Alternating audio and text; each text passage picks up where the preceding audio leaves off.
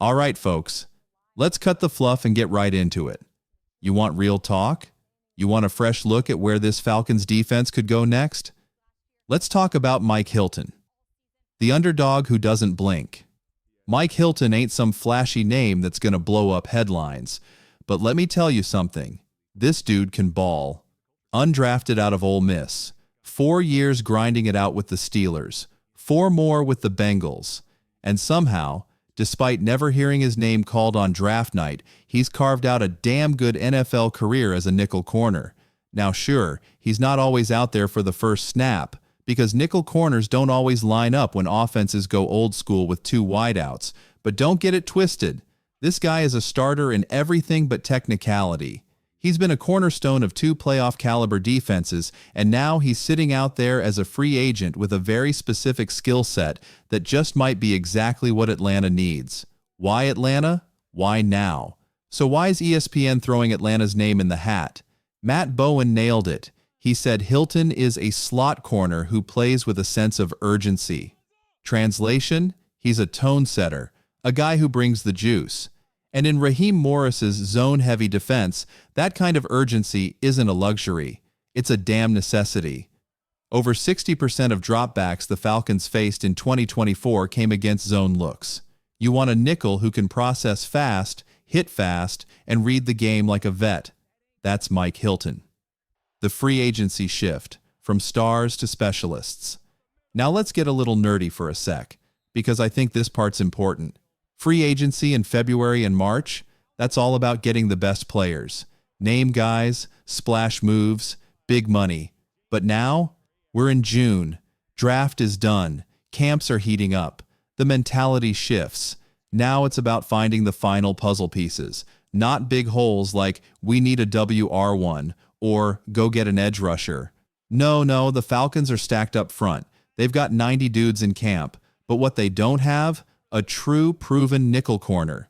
You've got A.J. Terrell. You've got Mike Hughes on the outside. That's a strong pairing. But what happens inside when the offense spreads you out? That's the gap. That's where Hilton fits like a glove. Snap counts don't lie. Now I did a little homework. Wanted to know just how much Atlanta really uses that third corner. Turns out, a lot. Last season, 4 Falcons corners had 400-plus snaps. 3 of those guys logged over 700 snaps. That's not common. That's not league average. That's elite usage. In fact, only 5 teams in the entire NFL had 3 corners go over 700 snaps last year. So when you ask, do the Falcons actually need another corner? The answer isn't maybe, it's yes. Built for the scheme, built for the role. Atlanta's not like other teams that run heavy with 3 backers and barely use nickel. Raheem Morris runs a system that keeps 3 corners on the field consistently. That's his chessboard. He doesn't need another superstar. He needs a guy who knows the role and executes it at a high level. Mike Hilton checks every box. He's experienced, he's physical, he's smart, and he's played meaningful football on big stages. Final thought, don't sleep on role players. Listen, everyone wants stars. That's the easy part of roster building. But the truly dangerous teams, they know how to find the right guys for the right spots. If Atlanta wants to tighten up this defense and push deeper into the postseason, Hilton could be one of those final, quiet moves that makes a loud difference. All right. Now that we've laid it out and said, hey, Atlanta absolutely needs a true nickel corner, the next logical question is, do they already have him, or do they gotta go shopping? That's what we're diving into right now. And let me tell you, this part of the conversation, it's where things get real. The pressure cooker inside Flowery Branch. Let's start with something that nobody in the building's probably saying out loud, but everyone's feeling. Terry Fontenot is under pressure. Big time. 4 seasons, 4 losing records, no playoffs, no winning season since 2017. And then this offseason, he pushed all the chips in, gave up a 1st and a 5th in next year's draft to go get a quarterback who can win right now. That tells you all you need to know about where Terry's head is. He's not leaving anything to chance. He knows every little crack in this roster needs to be sealed up, and that nickel corner spot, still wide open.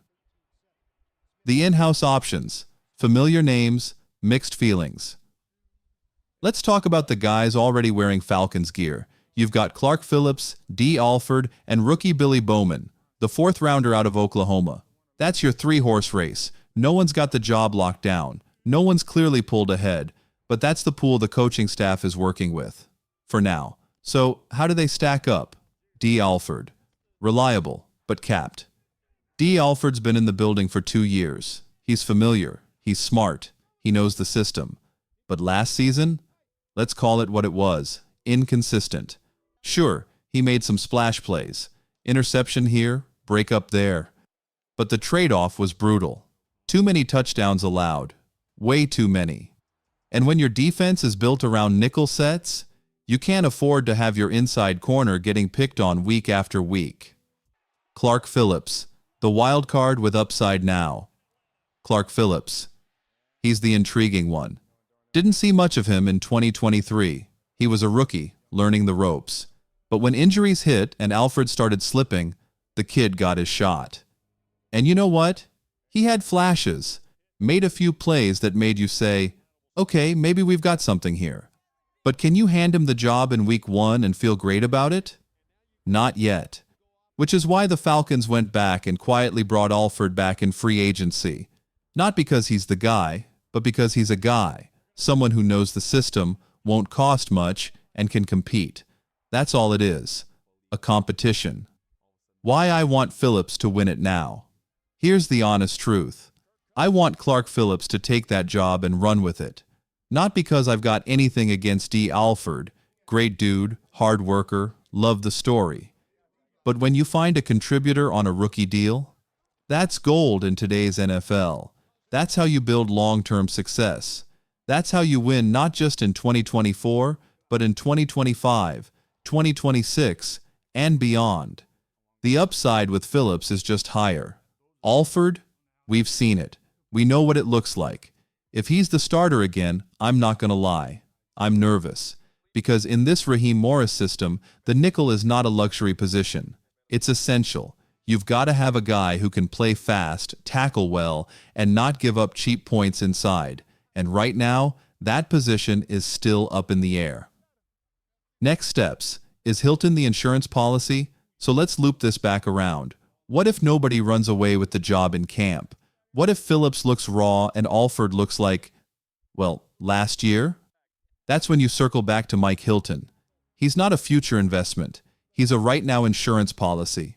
A guy who can come in, take over, and bring some stability to a position that can't afford to be shaky.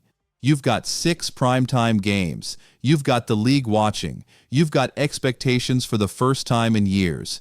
You cannot let the nickel corner position be the Achilles heel. All right, let's toss out a name that's probably already hit the YouTube comment section 5 minutes ago. Kobe Bryant. No, not that Kobe. This one's a UDFA out of Kansas.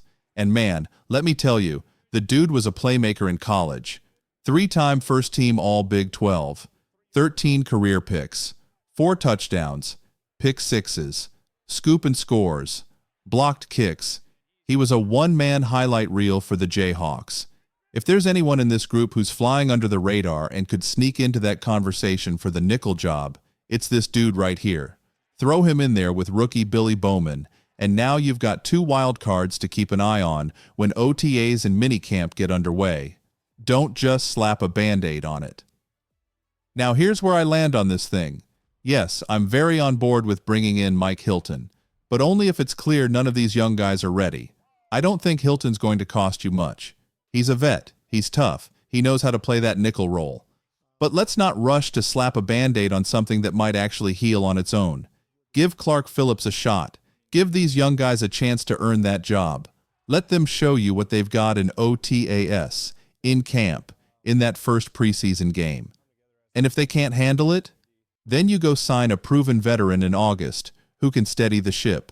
But if every time a young guy struggles, you just grab a 9-year vet and shove him into the lineup for a 1-year deal, you're not building anything. You're just patching holes over and over. And that's not how you develop a roster that wins for the long haul. Let the competition begin. So that's the move. Open it up, make it a dogfight, and see who wants it. If Phillips takes that job and runs with it, That's a win for your future. If not, you've still got Hilton waiting on the tarmac. But the point is, give the kids a chance to ball. Fan shout out, let's end with some love. Before we get out of here, we got to give some love to a viewer who's been locked in and showing up, day out.